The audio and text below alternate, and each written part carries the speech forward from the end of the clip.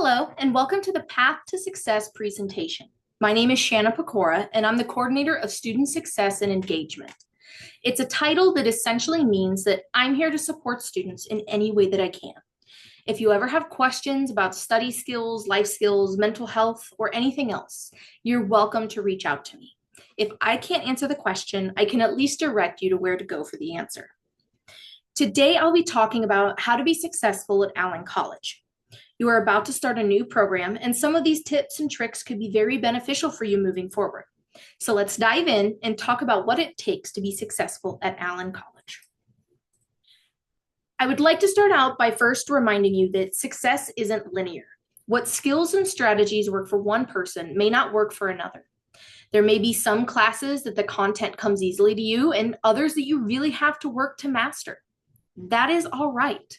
Remember, success is made through trial and error. Failure is a process of learning, so don't get discouraged if you don't pick things up as quickly or don't do as well as you'd like. Success is the ability to bounce back from failure.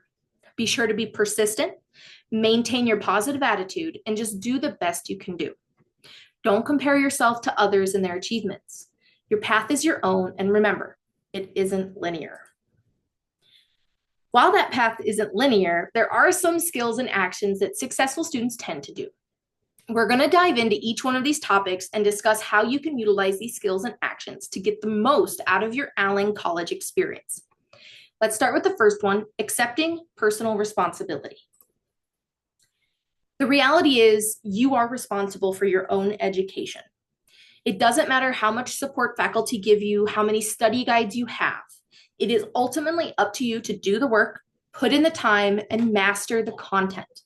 This can be challenging in many ways, as it requires you to work with a variety of skills, such as time management, decision-making, and problem-solving.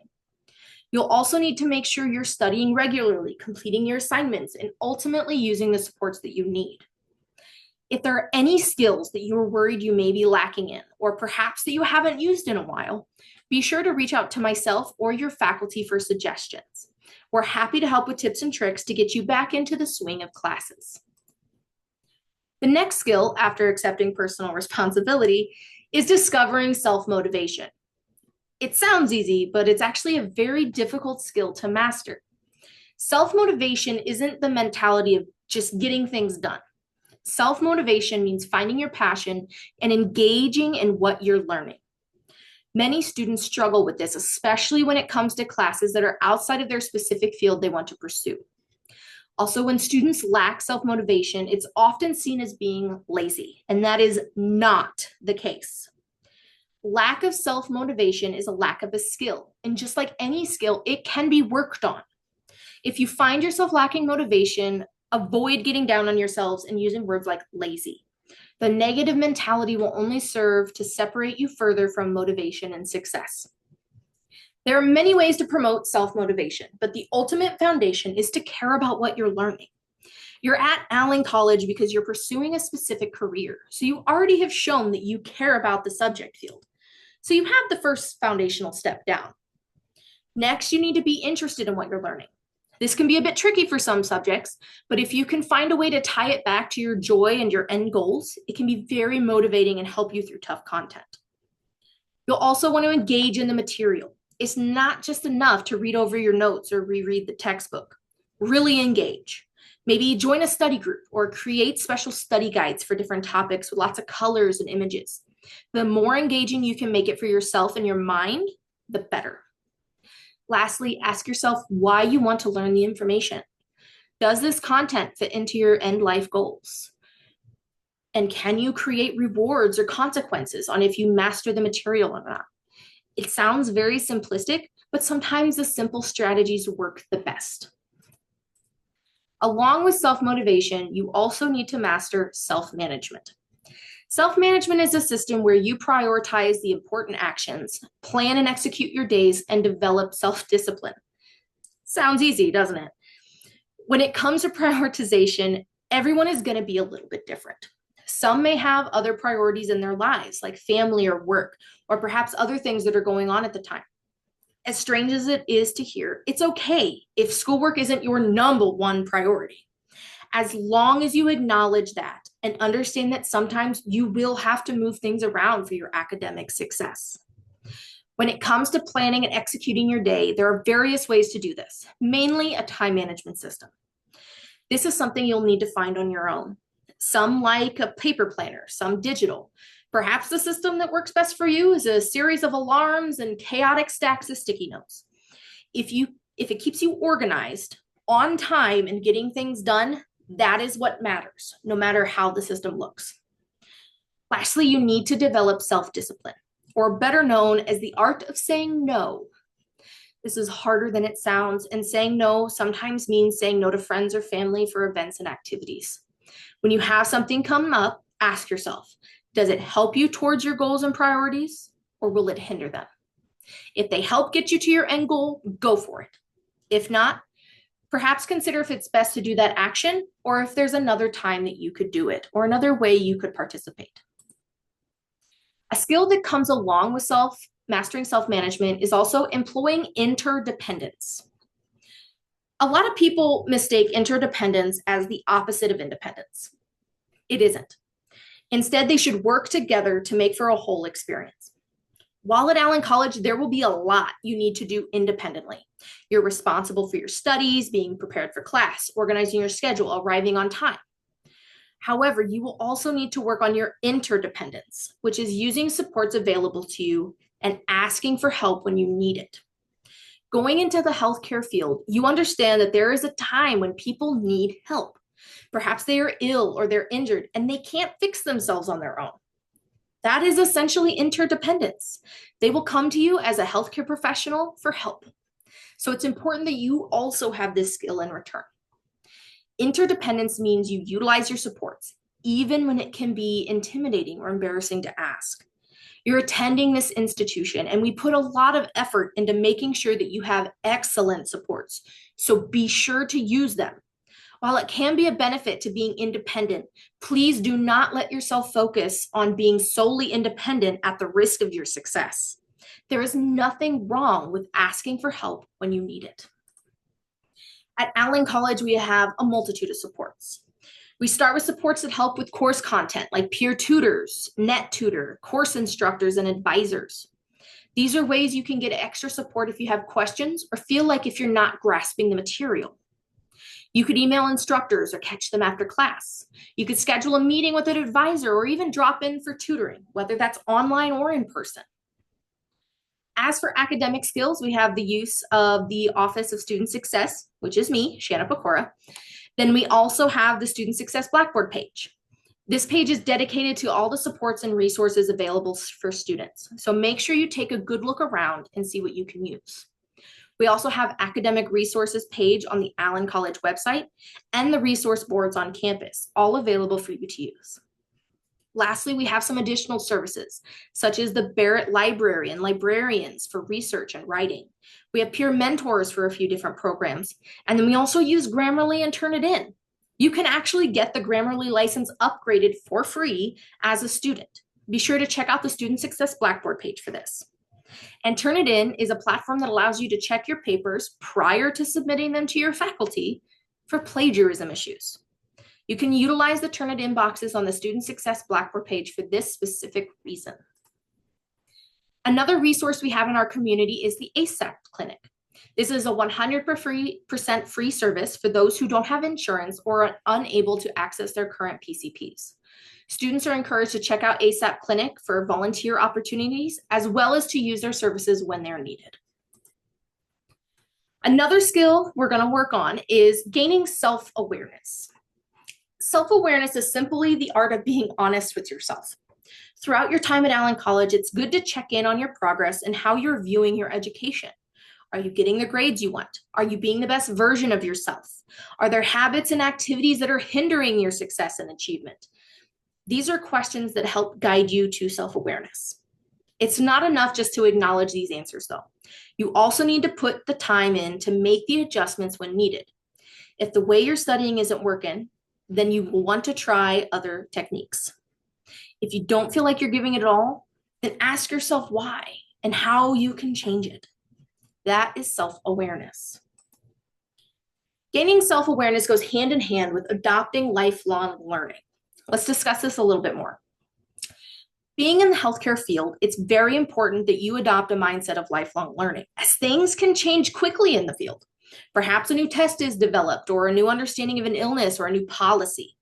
Being in healthcare means being able to adapt and learn new content and skills as needed. We discussed understanding how you learn and trialing new techniques earlier. This will help you understand how you can learn. We also discussed how to self-motivate, which will help you find your love of learning.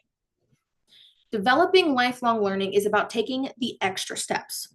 Perhaps you need to do more study for mastery on a topic or a new technique, or you could experiment and practice in the skills lab, or even attend professional development opportunities to broaden your understanding of the field and the nuances within it.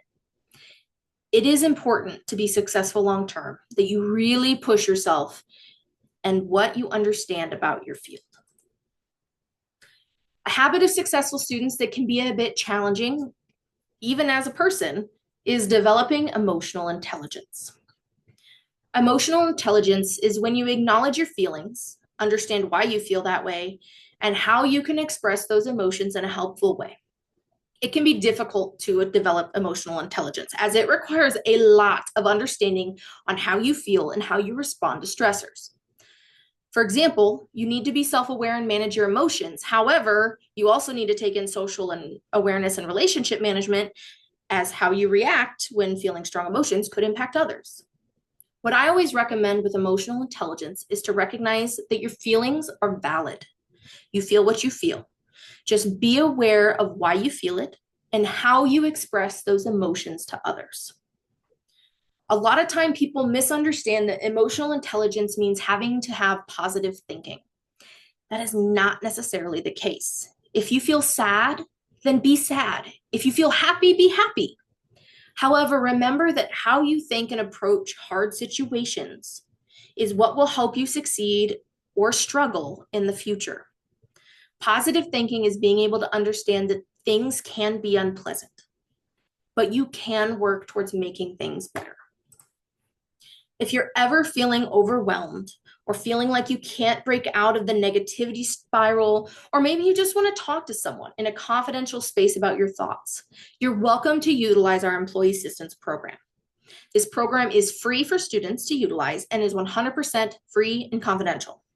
You can scan the QR code and make an appointment to talk about a wide variety of stressors, triggers, and coping mechanisms that can help you move forward. The last thing successful students do is they believe in themselves. Sounds easy, right? You'll face challenges and struggles in your life and in your program. Perhaps you struggle with an assignment or you have a bad day in clinical. Regardless, remember that you are learning, you are growing, and that you can be the best healthcare provider you can be. Don't give up on yourself. Don't talk down on yourself. Believe you can do it, even if it isn't the way you always thought you would. In addition to those traits I listed earlier of successful students, you will also want to make sure you start strong in the beginning of the term. These are tasks I recommend for students starting each term. First, always introduce yourself to your peers and faculty.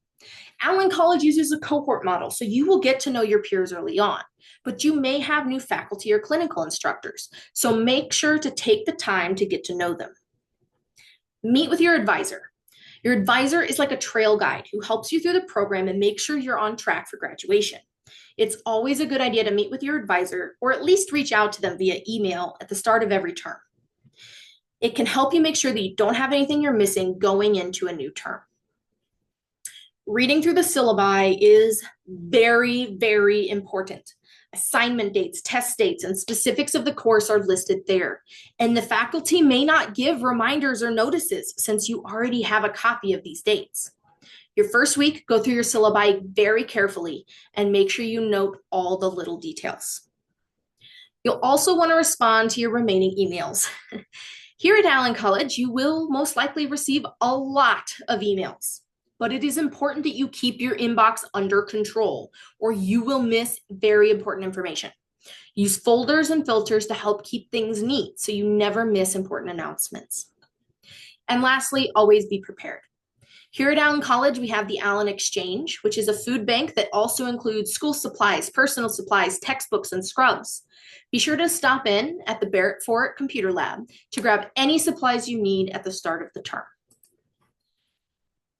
I know I'm just one person, but let's hear from one of your peers on the subject of success at Allen College. Amanda Verhotrovic, a student in the BSN program, shared, "It is very difficult to adjust in the beginning, and it all seems so scary. However, creating an organized routine and balancing my time helped me succeed my first 2 semesters.